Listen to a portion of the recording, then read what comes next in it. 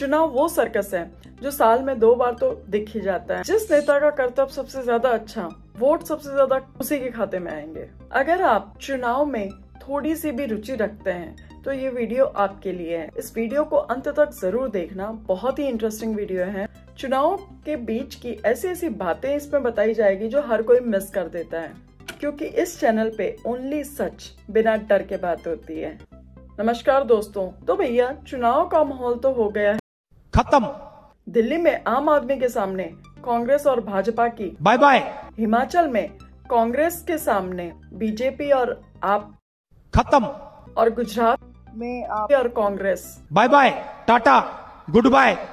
दोस्तों, 2 दिनों में 3 चुनावों के परिणाम आए। एक में आप, एक में कांग्रेस और एक में भाजपा की जीत हुई। वैसे तो लोकतंत्र का इससे बढ़िया उदाहरण ढूंढने से भी नहीं मिल सकता। सबसे पहले बात करते हैं सबसे बड़े चुनाव की।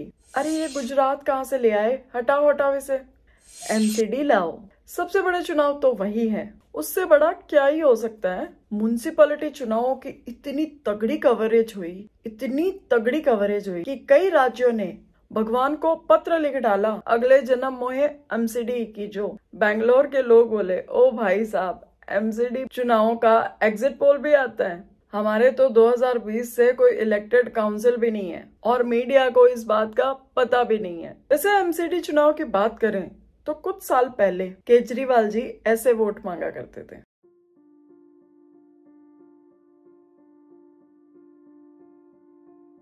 मोदी को गाली दिया करते थे, अखलाक के घर आंसू लिए पहुंच जाया करते थे। आजकल शाहीन बाग पर चुप रहते दिखाई देते हैं। वो तो जब मनीष सिसोदिया की गिट्टी गोट दी तब जाके वो बोले, हाँ हम शाहीन बाग वालों के साथ है। मैं शाहीन बाग के लोगों के साथ खड़ा हूँ। आप जेएनयू में भी लोगों के साथ, जेएनयू के लोगों के साथ खड़ा हूँ। पर केजरीवाल फिर भी कुछ नहीं बोले।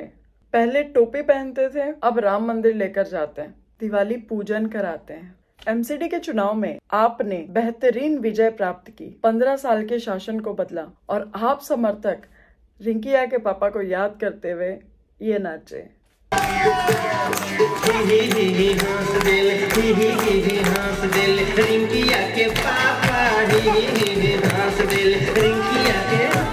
और साथ में पटाखे भी चलाएं। ध्यान देने की बात यह है कि ये वही पार्टी है जिसने 2 महीने पहले पटाखे को बैन कर दिया था और लोगों को जब ये हिंदू विरोधी दिखने लगे तब इन्होंने लक्ष्मी माँ और गणपति जी की फोटो की मांग कर डाली और कहा कि नहीं, हम तो हिंदू समर्थक हैं। इस बार दिल्ली इलेक्शन में 23 सीट ऐसी है जहां पर मुस्लिम पॉपुलेशन अधिक है। उनमें से मात्र 8 सीट ही आप जीत पाई है। सीलमपुर में 4 सीट आप चारों ही हार गई। मुस्तफाबाद में 5 सीट। 2020 में जो दंगे हुए थे ना, सबसे प्रभावित एरिया यही था। उनकी 5 सीटें आप हार गई। ओखला में 5 वार्ड है, यहीं के अमानुतल्ला खान है और यहीं की वो जो महिलाएं बैठी हुई थी ना, शाहीन बाग, वो भी यहीं का है। यहाँ की भी 5 सीटें और मात्र 1 सीट आपको मिली है। तो भैया, मुस्लिम वोटरों ने भी क्लियर कर दिया है, आंखों में बसे हो तुम, तुम्हें दिल में बसा लूंगा से काम नहीं चलेगा, मुंह पर बोलना पड़ेगा। उधर से गौतम गंभीर का जो एरिया है, भाजपा को वहां से भर के सीटें मिली है। अब दिल्ली में एमसीडी और राज्य सरकार दोनों आम आदमी पार्टी की है। पर केजरीवाल जी कोई ना कोई बहाना तो ढूंढ ही लेंगे, बहानों की कोई कमी थोड़ी नहीं है। वैसे इस बात की कोई गारंटी भी नहीं है कि इन दोनों को जीतने के बाद भी दिल्ली की जनता केजरीवाल जी को लोकसभा में भी जिताएगी। भाई साहब, बड़े कमाल के लोग हैं दिल्ली के, जहां प्रायोरिटीज सेट है। जहां 2019 में बीजेपी ने 7 की 7 सीटें जीती थी, वहीं 2022 में इन्हीं दिल्ली वालों ने केजरीवाल जी को सारी की सारी वोट दे दी। इसी वजह से ये चुनाव इतना इंटरेस्टिंग बना। अब बात करते हैं गुजरात चुनाव की। भाजपा ने गुजरात में ऐसा कर दिया जो न भूतो न भविष्यति। गुजरात का रिकॉर्ड था 182 में से 149 सीट जीतने का। वो रिकॉर्ड अब टूटा है। 157 सीट पर भाजपा आ गई। ओवैसी की AIMIM को 0.29% वोट मिले। ये जनाब कहते थे 15 मिनट में पुलिस हटवा लो। नोटा को 1.5% मिले। गुजरात में 27 सीट ऐसी है जो ST की है। उनमें से भाजपा ने 24 सीटों पर जीत दर्ज की। इससे बड़ा तो क्या ही हो सकता है भाई साहब। भाजपा लगातार 7वीं बार विदाउट एनी चेंजेस सरकार बना रही है। ये काम कम्युनिस्ट ने बंगाल में किया था, वो भी लगातार 7 बार जीते थे। मगर दोनों में अंतर ये है कि गुजरात में समृद्धि आई है, बिजनेस आया है, और बंगाल में बिजनेस गया है। Gujarat fastest growing state of India है और बंगाल के लिए कुछ ऐसा लिखा जाता है। गुजरात के लोगों को डर है कहीं भाजपा चली गई तो। बंगाल में कम्युनिस्ट डरा के रखते थे, अगर हम चले गए तो। भाजपा का गुजरात का ओवर द ईयर प्रदर्शन देखें तो 1980 में मात्र 9 सीटें थी, आज 150 पार है।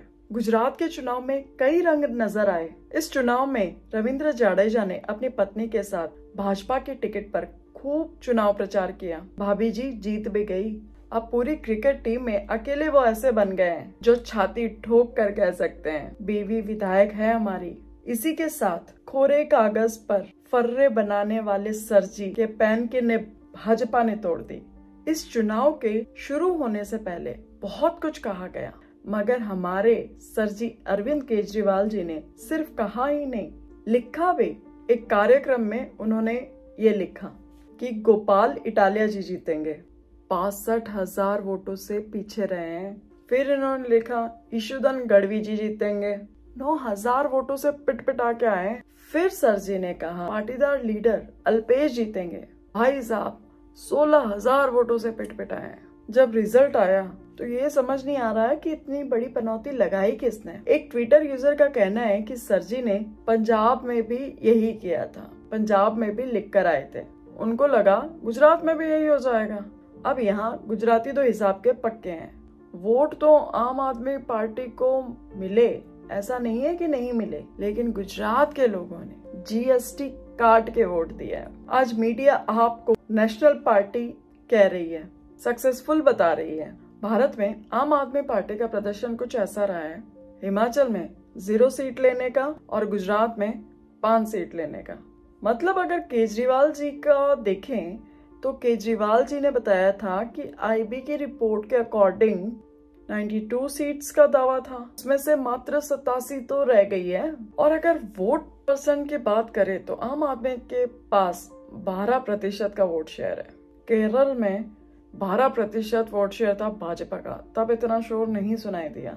भाजपा का वेस्ट बंगाल में 38% का वोट शेयर था, वहां भी इस तरह का शोर सुनाई नहीं दिया, पर अब सुनाई दे रहा है। ऐसे कैसा चलेगा भाई। उधर कांग्रेस का वोट शेयर मात्र 26% आया, जो कि पिछली बार की तुलना में 16% कम है, जिसमें से 13% आप ले गई और 3% भाजपा। राहुल जी का भारत जोड़ो यात्रा ऐसे ही वोटर जोड़ रहा है भाई साहब। कांग्रेस ने कहा बीजेपी ने आम आदमी पार्टी को फंड किया है कांग्रेस की कमर तोड़ने के लिए। अबे बौरा गए हो क्या चच्चा। आपको सरकार में लाने वाली कांग्रेस, दिल्ली में जब केजरीवाल जी पहली बार जब मुख्यमंत्री बने तब कांग्रेस की सहायता से बने। भैया ऐसे बोलते तो बढ़िया बिल्कुल भी नहीं लग रहे। उधर से हिमाचल प्रदेश में भाजपा अपनी सरकार नहीं बचा पाई, परंतु हिमाचल ने अपनी रीति अवश्य बचा ली है। हिमाचल और राजस्थान 2 राज्य ही ऐसे हैं जहां पर कांग्रेस और भाजपा को 5-5 साल के लिए चुना जाता है और अगले 5 सालों के लिए उन्हीं को विपक्ष भी दे दी जाती है। हिमाचल प्रदेश ने म्यूजिकल चेयर की तरह एक बार फिर से सरकार बदल दी।